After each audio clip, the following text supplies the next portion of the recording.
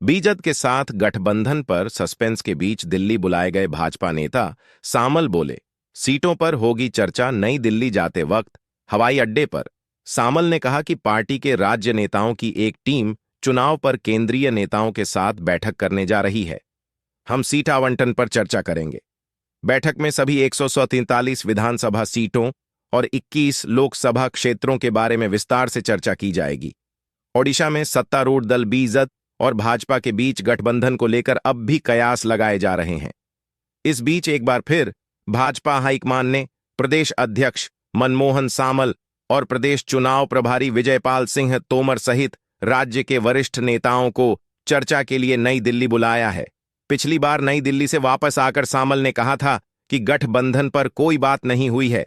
भाजपा कुल 21 लोकसभा सीट और कुल 137 विधानसभा सीटों पर अकेले चुनाव लड़ेगी। सीट आवंटन पर चर्चा। सामल नई दिल्ली जाते वक्त हवाई अड्डे पर सामल ने कहा कि पार्टी के राज्य नेताओं की एक टीम चुनाव पर केंद्रीय नेताओं के साथ बैठक करने जा रही है। हम सीट आवंटन पर चर्चा करेंगे। बैठक में सभी 147 विधानसभा सीटों और 21 लोकसभा क्षेत्रों के बारे में विस्तार से चर्चा की जाएगी। उम्मीदवारों के बारे में भी बात की जाएगी। गठबंधन पर चर्चा के सवाल पर सामल ने कहा, इस बारे में कुछ भी कहना मेरी ओर से समझदारी नहीं होगी। बीजेपी प्रमुख का सामने आया था वीडियो। बीजेपी प्रमुख नवीन पटनायक का एक वीडियो सोशल मीडिया पर शनिवार को सामने आया, जिसमें वे अपने सहयोगी और बीजेपी के वरिष्ठ नेता वीके पांडियन के साथ बात कर रहे थे। वीडियो में पांडियन ने पटनायक से पूछा कि सर, राजनीति रे सबतु खराब जिनिसा कान, सर राजनीति में सबसे बुरी चीज क्या है?